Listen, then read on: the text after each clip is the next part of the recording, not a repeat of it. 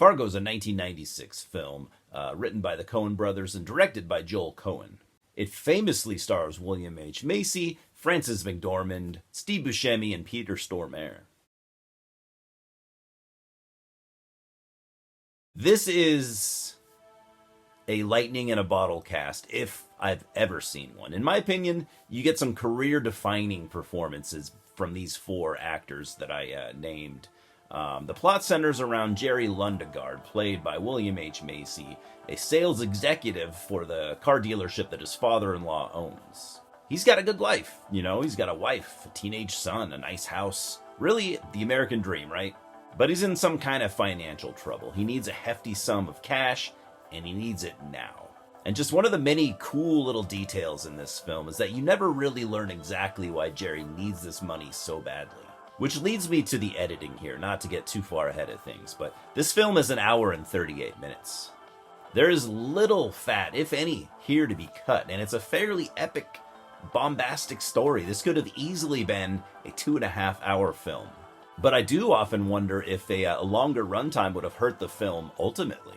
Now, the story takes place in 1987 in Minneapolis, Minnesota, and everything about the film is like another character in itself. The location and accents especially. The Minnesota accent here is definitely exaggerated, but it just works so well. It's at this point, it's a legendary aspect of this movie. Really, it's just part of the film's core, its identity. And I should probably mention that the story is loosely based on factual events. And this is a very character-driven film, so it definitely doesn't stop with Jerry and his family. Out of sheer desperation, he devises a plan to stage the kidnapping of his wife in order to extort ransom money from Wade Gustafson, his father-in-law. I mean, Jerry is clearly a complex character. I mean, he's not a complete idiot, but man, he's pretty gullible.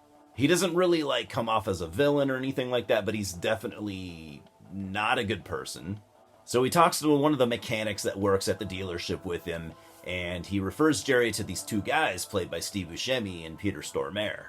And the three of them come to an agreement that $40,000 and a brand new car from the dealership, and they will kidnap Gene Lundegaard. Sounds good, right? Solid plan, should go fairly smoothly. Well, you'll have to see for yourself. This is just masterful storytelling, and you really have to experience it. And I haven't yet mentioned Police Chief Marge Gunderson, my personal favorite character of the entire film, played by the always amazing Frances McDormand. Her performance and personality is just stunning. She's super sweet, but smart as a whip, and there's a reason why she's the police chief in this town. She's also 7 months pregnant, which is a nice detail because it really says a lot about her character. It shows that she's tough, it shows that she's brave, and it shows that she's not lazy in the slightest. I mean, she investigates the crimes in this film almost single-handedly, and it shows how just surprisingly fearless she is. And until rewatching this film recently, I had completely forgotten about how much I love Frances McDormand, and I'm gonna watch more of her films now because of it. It's easy to see how the Coen brothers, have chosen to work with her consistently, even if she is married to Joel Coen. I feel like that aspect, or that detail, doesn't even really matter. She is really just that good. William H. Macy shows his acting chops all over this thing with his Jerry character.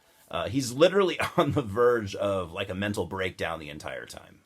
As I said, he's a complex character. You want to feel for him, but he just makes the worst decisions. I mean, you really can't. Macy wanted the role of Jerry so bad that he practically begged for the job. He felt so strongly about the role to the point where he just felt like it was his from the start.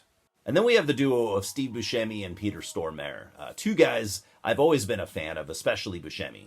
You don't get any kind of backstory with these guys, which works perfectly.